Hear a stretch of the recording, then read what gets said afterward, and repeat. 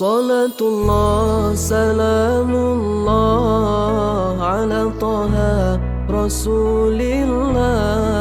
Salatullah salamullah ala yasin habibillah. Assalamualaikum warahmatullahi wabarakatuh. Waalaikumsalam warahmatullahi wabarakatuh. Sehat semuanya? Sehat, alhamdulillah. Masih puasa? Masih dong. Alhamdulillah. Dikisahkan pada tanggal 15 Ramadan tahun 2 Hijriah telah terjadi peperangan yang sangat dahsyat dan fenomenal sepanjang sejarah. Bahkan perang tersebut diabadikan dalam Al-Quran oleh Allah Ta'ala. Perang tersebut terjadi dikarenakan umat muslim pada saat itu telah diusir dari kampung halamannya oleh kaum kafir Quraisy. Perang tersebut sangat fenomenal dikarenakan pasukan muslimnya hanya 314, termasuk Rasulullah Shallallahu Alaihi Wasallam melawan 1000 pasukan kaum kafir. Perang ini sangat dahsyat karena ada campur tangan ribuan malaikat yang serba putih menaiki kuda putih serta bersenjatakan pedang api dari api neraka. Lalu bagaimanakah Allah mengisahkan perang ini dalam Al-Quran? Biar tidak penasaran, mari kita simak kisahnya bersama-sama dalam drama yang berjudul Perang Badar. Beri tepuk tangan yang meriah.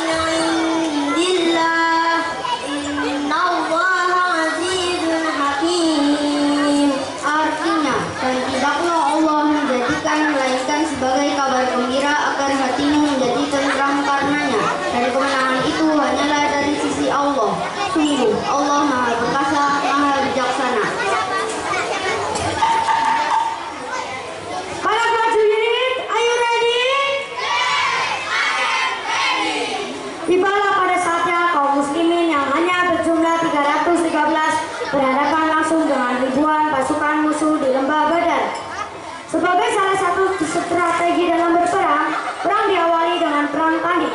Maka majulah 3 pasukan terbaik, Ubaidah bin Harits, Ali bin Abi Thalib, serta Hamzah bin Abdul Muthalib.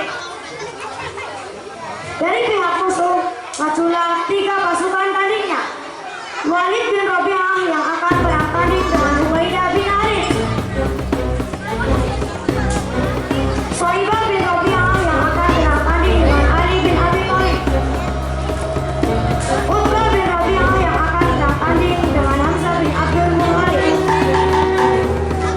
Hamzah saksi Allah pun mengawali perang tandingan tersebut.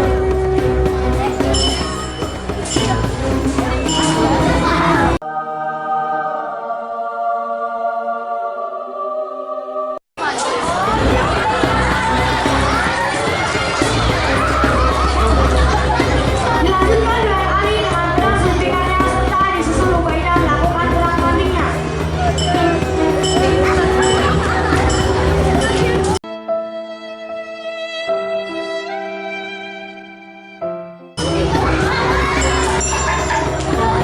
Di tengah pertarungan, Ubaidah terjatuh lalu berhasil ditolong oleh Hamzah dan Ali.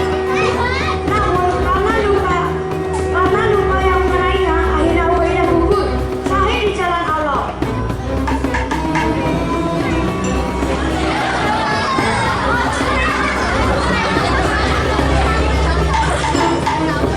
Akhirnya dari pihak kaum muslimin berhasil memenangkan perang tanding yang otomatis membuat mental musuh.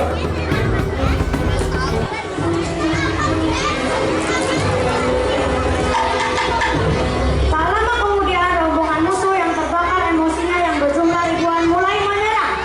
Saat itulah Allah Ta'ala mengirimkan pertolongan berupa turunnya para malaikat yang ikut langsung berperang. Hal ini diceritakan dalam Al-Quran surat Al-Anfal ayat 9 yang berbunyi, A'udzu billahi minasyaitonir rajim. Bismillahirrahmanirrahim. Idz tastaghithuna rabbakum fastajaba lakum anni mumiddukum bi alfin minal malaikati murdifin. Artinya, ingatlah ketika kamu memohon pertolongan kepada Tuhanmu, lalu diperkenankannya bagimu. Sungguh, aku akan mendatangkan bala bantuan kepadamu dengan 1000 malaikat yang datang berturut-turut. bagaimana kedahsyatan perang ini? Langsung saja kita tolong ke TKP.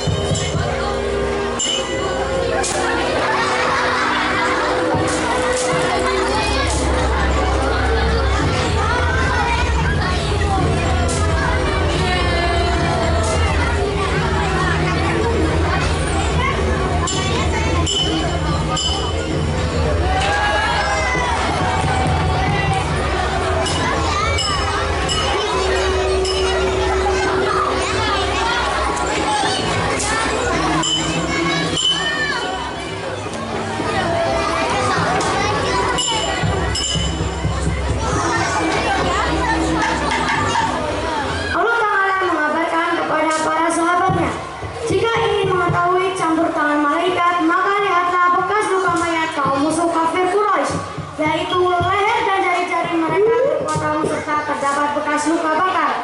Karena sesungguhnya pedang yang dipakai para malaikat berasal dari api neraka.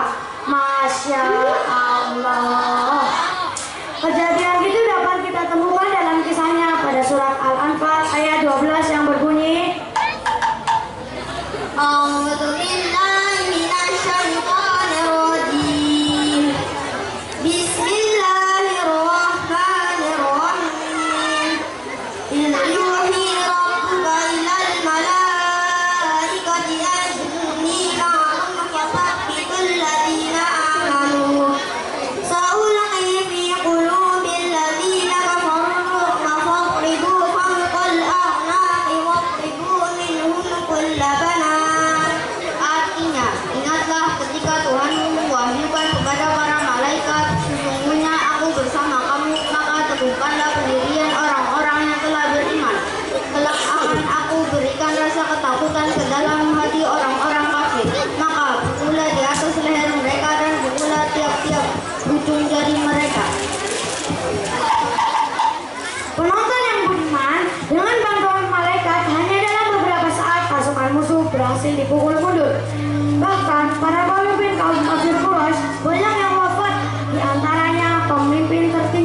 Abu Jahal dan Umayyah bin Khalaf juga telah mati. Perang Badar dimenangkan oleh Rasulullah beserta pasukannya muslimin. Adapun korban syahid dari pihak muslimin sejumlah 14 orang. Sedangkan dari pihak musuh jumlah korban 70 orang dan 70 tawanan. Wahai para korban peperangan, bangunlah, sungguh drama telah usai. Ayo bangun. Tolong Mas Abiyu dipimpin barisannya.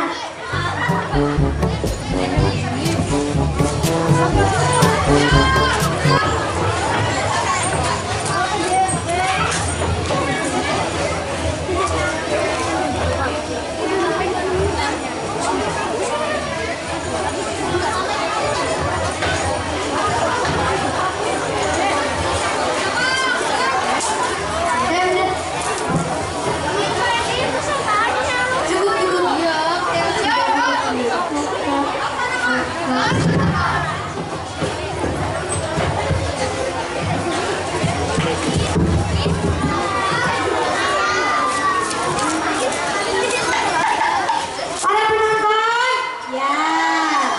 Lalu apa hikmah di balik perang Badar dan peperangan lainnya yang dilakukan oleh Rasulullah Sallallahu Alaihi Wasallam?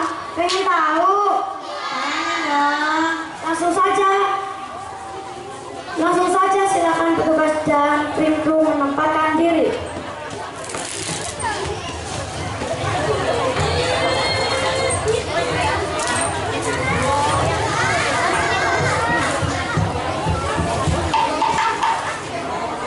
Jihad ternyata bukan hanya berperang mengangkat senjata, namun menuntut ilmu agama dapat pula disebut jihad. Bahkan sebagai ulama berkata bahwa jihad dengan ilmu lebih utama daripada dengan senjata, dikarenakan jihad pasti berbekal ilmu. Tidaklah bisa seseorang berjihad mengangkat senjata, mengatur strategi, membagi ghanimah, menawan tahanan, melainkan harus dengan ilmu.